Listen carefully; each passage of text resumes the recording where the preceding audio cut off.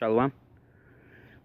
First and foremost, I want to give all praises, honor, and glory to Yahweh, Ba'ashem Yahushai, Ba'ashem Makakorash. I want to give double honors to the apostles and elders of the Great Millstone.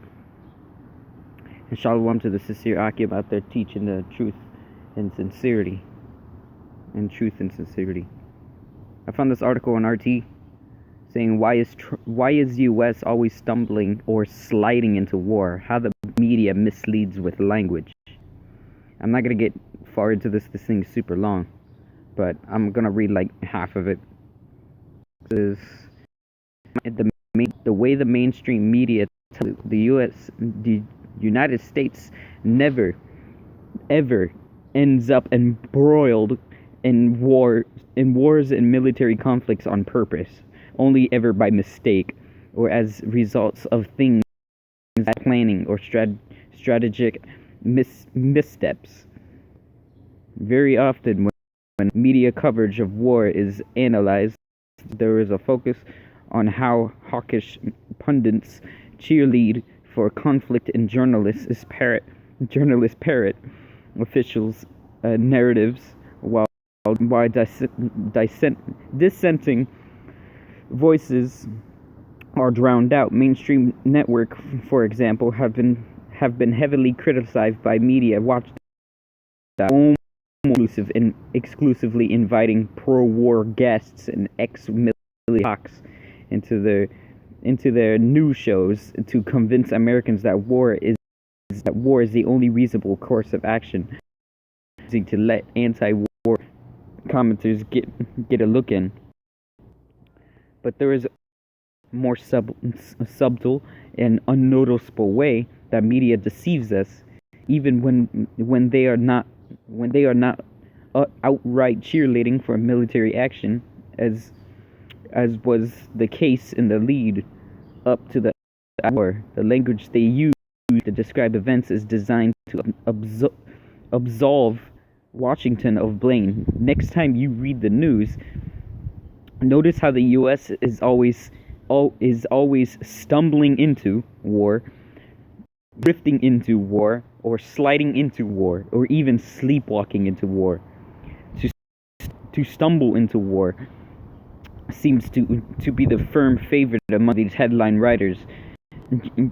U.S. has stumbled into war in Iraq, Syria, and has been at one time another at risk stumbling into war with Russia. It's these you can tell these elites are controlling these media, the Western media. They're always trying to play victim. They always try to play victim. This is Esau's scheme. This is Esau's scheme. He always tries to play victim in the story. That's how he tries to deceive people. Look, people are waking up to Esau's little schemes. You know. Yeah, I'm gonna stop here. It's just gonna keep going into it.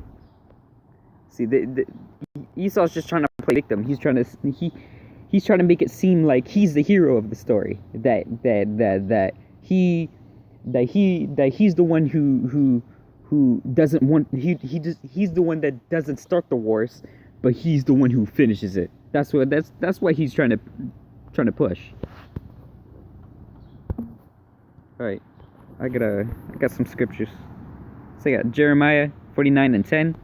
But I have made Esau bare. I have uncovered his secret places, and he shall not be able to hide himself. His seed is spoiled, and his brethren, and his neighbors, and he is not. Look, Esau, the Lord is he's uncovering your secret places. He's showing everybody who you truly are. Trying to hide yourself still to this day, and now you just look dumb.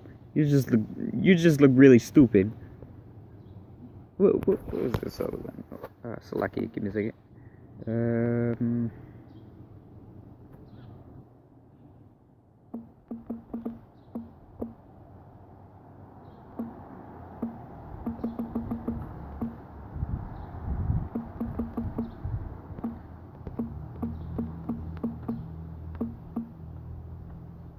I believe this is right. No? Lucky. Alright, found it. 2 Corinthians chapter 2, verse 11. Lest Satan should get an advantage of us, for we are not ignorant of his devices. Look, we men of the truth. We can see Esau for who he truly is. Now we can see his terrible excuses that people actually fall for, that we fell for before we even fell in the truth, before we got into the truth. You know. Look, Esau's stupid, man. Esau, man, he's dumb. Now that I see it, now since I'm in the truth, and when the truth, like when something about the scriptures come to pass, he tries to make an excuse for it, and he just looks dumb doing it. Just because we know what it is, and he tries to make an excuse like it isn't. It's lucky. Give me a second. Yeah, it's lucky.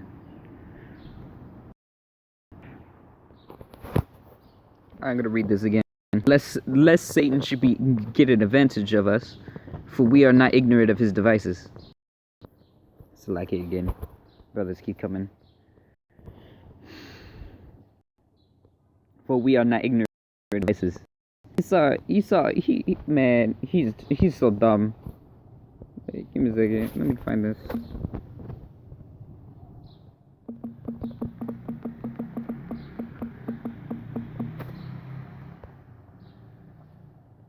Psalms 21. The words of his mouth were smoother than butter, but war was in his heart. His words were softer than oil, yet were they drawn swords. See, before we're in the truth, we will believe what his words came out of it, the words that came out of his mouth, because we were naive, we were stiff-necked before we came into this truth, you know.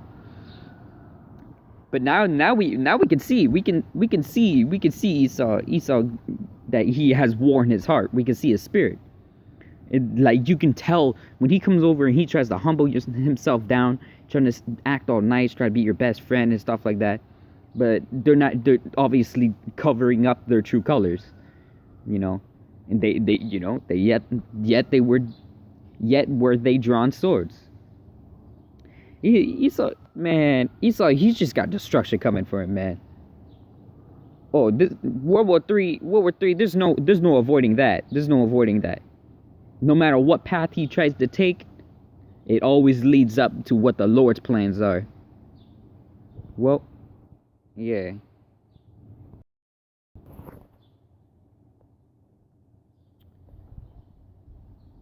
Call Allah, Ya Bashim Yasha, Bashim Makakodash, Shalwa.